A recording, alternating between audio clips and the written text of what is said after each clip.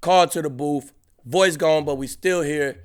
This is our fantasy football betting show, and our survivor, we still alive.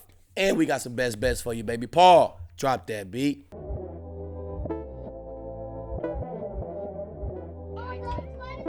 Shout out to Aqib playing hurt on this show, our fantasy football survivor best bet show. As we go through it, as we do every week, Paul Aspen joins us as well, our producer. We'll go through our survivor picks. We'll review what happened in week 6 from a fantasy football DFS perspective. Then we'll look at week 7 with some fantasy football perspective as well as best bets. But first and foremost, y'all have me pressed on Sunday night. Hey, man. Aqib? Hey, man. It was close. It was closer than I thought it was going to be, for sure. But, hey, we survived, baby. That's what Survivor about, baby. You know what I'm saying? We got it done, so we all right. I felt like it was going to be ugly. It was ugly, but we got through, like Keith said. Yeah, we got through it, man. See, we needed that one. We needed to get those kind of games. As long as we win them, we all right. It should be a little bit easier this week, right? I would hope. One would hope. So just for those who are just catching up, last week we had two options that we're really looking at. The Pittsburgh Steelers hosting the Seattle Seahawks, obviously without Russell Wilson, and the Washington football team going against the Kansas City Chiefs. We're obviously going to pick the Chiefs in that matchup. We survived some way, somehow, and we saved the Chiefs for a later date, and we might end up using them sooner than later. Paul, can you remind us, I'll actually remind us, or the viewers rather yet, who we've picked through the first 6 weeks, and then let us know our week 7 options. Week 1, we went to the Rams beating the Bears. Then the Browns beating the Texans week 2. Week 3, we went with the Broncos beating the Jets. I don't know if we could ever use the Broncos again anyway. We'll talk about that at another point as well. Week 4, the Bills beat the Texans. Love picking on the Texans. Week 5, Patriots beat the Texans. As I said, love picking on the Texans. Then week 6, went ahead and picked the Steelers over the Seahawks. Paul, what we got for week 7? So we got a lot of double-digit spreads this week. So we got some options to choose from. So the Cardinals, biggest line of the week, they are 17-point favorites at home against the Texans. The wrinkle with that is Christmas and Thanksgiving are 2 separate weeks in this contest. So the Cardinals are one of very few options we can use for the Christmas Day game. So let's try and save them. Then you look at the Packers. They're laying 9.5 against the Washington football team. They're also at home. The Rams, another double-digit favorite, but we've used them already against the Lions. The Bucs, 13.5-point favorites at home against the Bears. So those seem like our best options this week. Yeah. So if we rule out the Cardinals for now, what do you guys like between the Packers and the Bucs? Well, if we saving the Cardinals, I'm going to ride with the Bucs. I mean, we got to make it to Thanksgiving. We got to make it to Christmas. So I'm going to ride with the most for sure pick I got of the week, ride with the Bucs. Tommy at the crib. He at home, right? Yeah. Home versus the Bucs, yeah. I'm riding with Tommy at the crib. I think we'll be solid. Easy week. Okay. So obviously, great pick. That's an easy pick right there. 13.5-point favorites. The question would be, as we look every week, is why would we not pick the Packers instead if we had to look at their schedule? You put it right there. Okay, so as far as looking at the schedule, because I'm sure we could pick either team a multitude of times throughout the remainder of the season, correct? Right. So just looking at who they are. Do you trust the Packers at this point? They're still kind of banged up. That offensive line is still kind of banged up. The run defense, we saw the Bears march down the field on them on the first drive. Am I worried about the Washington football team against the Packers? No. I feel better about the Bucs. Yeah, okay. I would just like to use the Bucs. That's all. I mean, I would love to use the Bucs at a different point. Save our chips, but I get it. We got to win this week. Yeah, see, I think the Packers might have games going forward where we might could pick them. But, this is a team that's defense that's, we know they good, but they've been struggling. Packers been winning some close games, you know what I'm saying? So, I don't know. This one of those games where Heineke could come out and go crazy a little bit. Packers corners down, you know what I'm saying? He might just come out and he might come out and win by 1 point on some fluky stuff, you know what I'm saying? So, I don't know. I just try to stay away from them defenses who can change the game at any moment. Even though they playing bad, at any moment, Washington can score 2 touchdowns on defense, you know what I'm saying? So, I stay away from Washington defense, man. They gave the Chiefs all they could handle, too. So, I mean, granted, there's a lot of turnover luck involved there, but It was sweaty. But I mean, hey, them turnovers come in bunches, so Right. maybe them turnovers travel to Green Bay with them. Just for shits and giggles, any interest in the Raiders hosting the Eagles? No. Well, I when I looked at it, I kind of like that too. I was looking at my best bets, and I kind of liked that Raiders Eagles too. But Jalen, you never know what you're gonna get with him, man. You can get a prime time Jalen, you might get the regular Jalen. So that's why I just went with the Bucs. I feel like that's the safest one. Dolphins. That is the safest. Harrison's Dolphins, Falcons. You're always throwing these 3-point spreads I'm just out saying, there. we gotta Dolphins, fully Falcons. evaluate the field and be against the field. That's how you win this thing. Yeah, no, Sometimes you have to entertain taking a risky pick, But at the same time, we have been risky for the past 2 weeks. So I'm not Patriots barely beat the Texans. Steelers barely beat the Seahawks. So I could take a stress-free week. Let's have a nice, easy Sunday. Let's have a nice. I like the Bucs. It sounds like we like the Bucs. Bucs it is. Yeah. This is a rather easy one. We'll be stress-free this week and we'll move on. All right, we'll go ahead and look at some DFS and fantasy football stars of Week 7. But first, we have to look back at Week 6. Aqib, once again, on point with his calls. Sir. If you played these guys in DFS, again, you won some money. Jonathan Taylor went off for 2 touchdowns against the Houston Texans. Aaron Rodgers told the Chicago Bears fans that he owns them, and he still owns them he took over there in Soldier Field.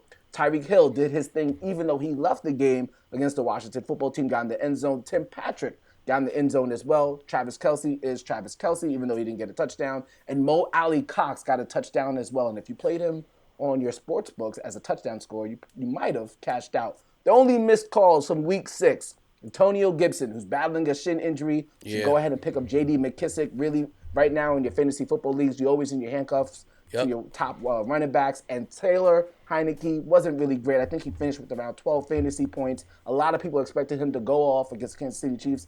Did not, but for the most part, some pretty good calls. So we'll do that again. Week 7 preview, fantasy stars on DFS, big-time players, not so big-time players, but can really be productive for you when you're setting your lineups for Sunday. At running back, Alvin Kamara against the Seattle Seahawks. That is a Monday Night Football game, so it's more showdown slate. Damian Harris going against the New York Jets. We don't need to explain that one. Aaron Rodgers against the Washington football team. We don't need to explain that one. Matthew Stafford as a 13, 14-point favorite against the Detroit Lions. We're going to stop right there because you know the LA Rams. You've watched the Detroit Lions. You've called one of their games. I have to imagine Matthew Stafford has to be salivating at the opportunity to go off against his former team. Yeah, and he got the right guy next to him to do it, man. So Sean understands situations like that. He a younger guy. He understands, situations like this. So the game will be scripted a little bit for Matt Stafford. They already throwing a lot. It'll be scripted for Matt Stafford to go off this game, man. So just, he matched up with the Lions, and he got the right coach by his side. Matt Stafford, he probably be the NFC Player of the Week this week. He gonna go off.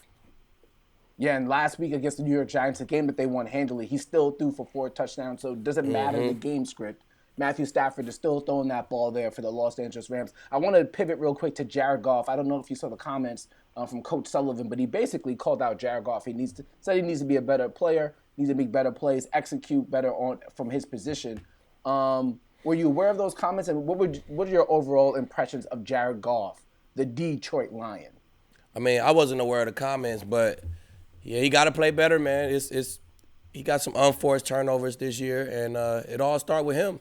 He the quarterback, man. So he got to lead the show. He got to set the tempo, set the tone in practice, and I don't know if he's doing that right now. Fair to him, they don't have too many dynamic playmakers on the outside, but it is what it is, and you got to work with what you got. Exactly. If you win it, he get the love. They losing, hey, he get the bad part of it. That is how the cookie crumbles. Wide receiver star destined to go off. DeAndre Hopkins against his former team. Another guy who must be salivating to go off against his former team. And another wide receiver that could have a really good week, Calvin Ridley, who's been very disappointed from a fantasy football perspective, going against the Miami Dolphins, who could be with or without Xavier Howard and Byron Jones. But if you saw that game in London last week, Marvin Jones Jr. went absolutely crazy against them. But Aqib thinks that regardless of Xavier Howard and Byron Jones' presence, Calvin really can go off. Why? I think they're going to try to get him more involved. You know, when guys not really putting up them numbers, you tend to, force them targets to him. They had a week off, so his body getting a little bit healthy.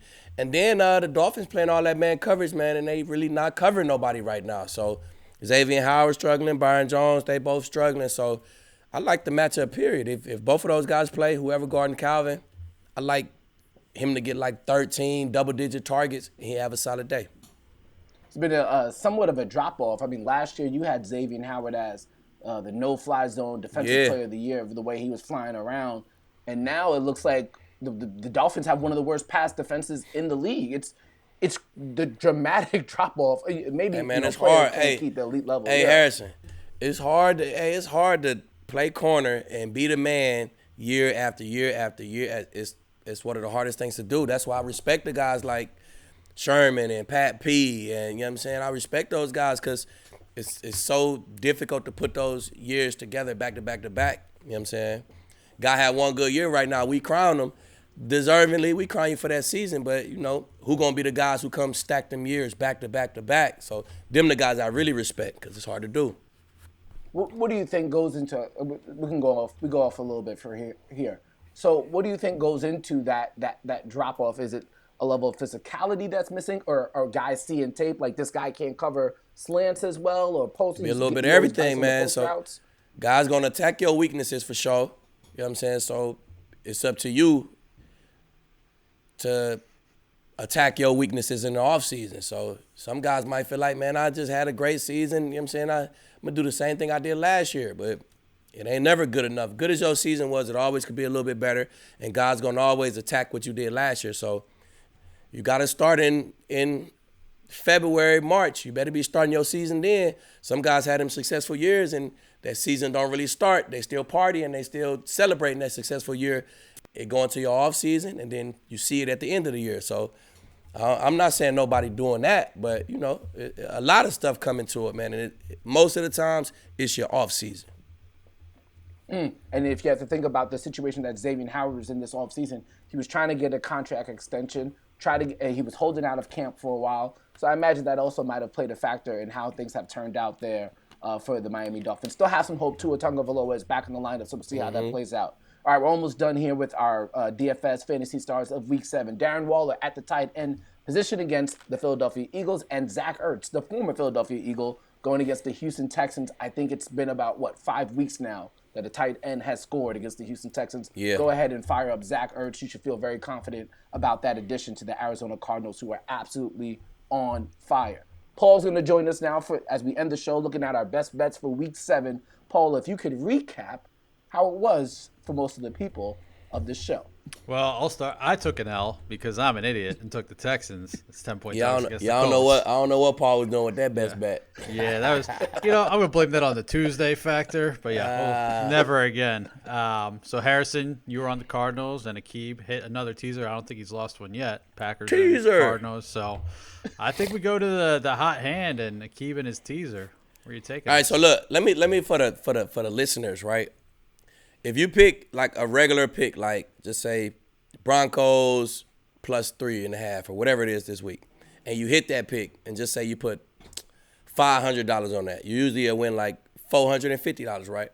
So if you do a 2-pick teaser and you put that same $500 on there, it's gonna pay out like a regular bet. You know what I'm saying? It's gonna pay out like you just pick one pick with the spread. So you put $500 on a 2-pick teaser, it's going to pay out $450 the same. But you get the mood and line. So I feel like it's stealing, man. I feel like it's really stealing, bro. You get the mood and line. I got a stealing pick for y'all this week. Packers at home. Tease that thing to -3.5. Patriots at home versus the Jets. Tease that thing to -1.5. Easy money. Put all your check, put your whole savings, put everything on it, and pick up. Easy. But don't take the Packers in Survivor. Nah, don't take them in Survivor, though. No. That's too risky. That's too risky.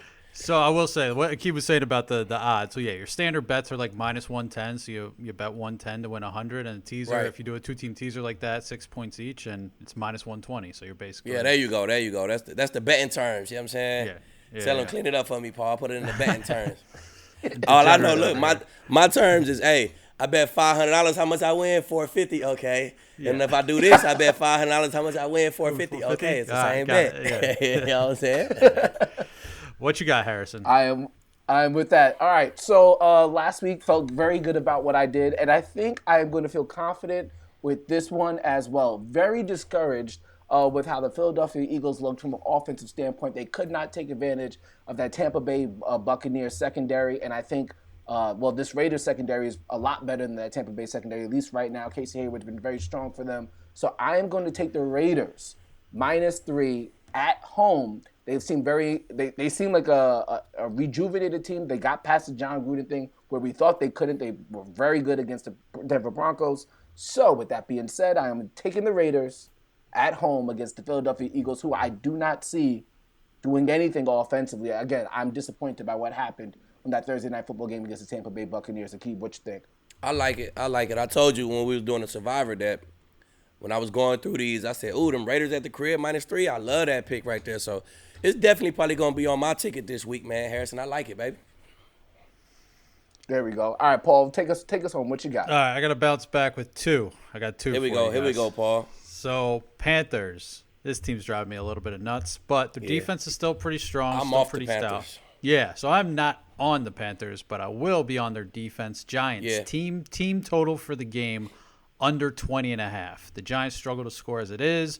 I think the Panthers are going to get to Daniel Jones. The Giants have scored less than this in 4 of their 6 games. Under 20 points. So do that, and then I'm taking the football team plus 9.5. Here's what I can't understand about this team. The pressure rate is there. It's top 10 in the league. The pass rush win rate is there. It's top 10 in the league.